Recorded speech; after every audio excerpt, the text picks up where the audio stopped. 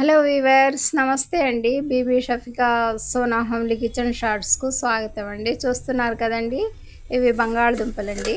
వీటితో ఇప్పుడు మనం టేస్టీ కర్రీ తయారు చేసామండి.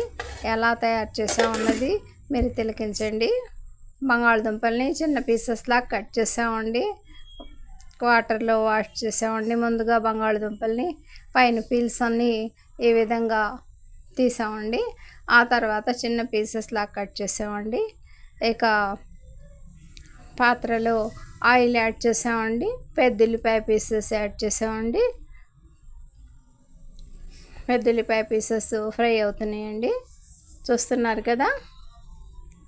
ఇక అందులో మనం అల్లం చిన్నుల్లిపాయల పేస్టు 1 టీ స్పూన్ యాడ్ చేసామండి.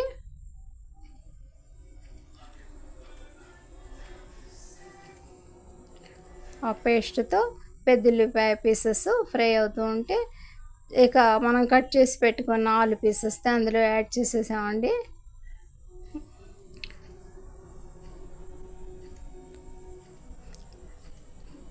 ఒక స్పూన్ ఉప్పు, హాఫ్ స్పూను టర్మరిక్ పౌడర్, అదేనండి పసుపు యాడ్ చేసామండి. పచ్చిమిర్చిని, పూర్తి పచ్చిమిర్చిని అందులో యాడ్ చేసామండి.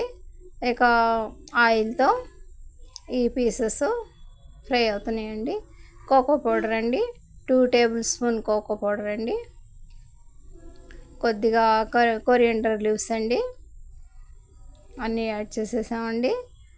ఇక వాటర్తో పాటు 1 నిమిషం ఉడికాక రెడ్ చిల్లీ పౌడర్ యాడ్ చేసామండి.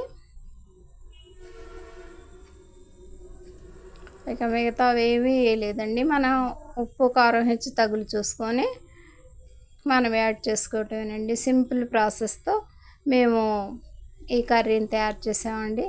చూస్తున్నారు కదా. మా ఛానల్ని లైక్ చేయండి, షేర్ చేయండి, సబ్స్క్రైబ్ చేయండి ప్లీజ్. బై అండి.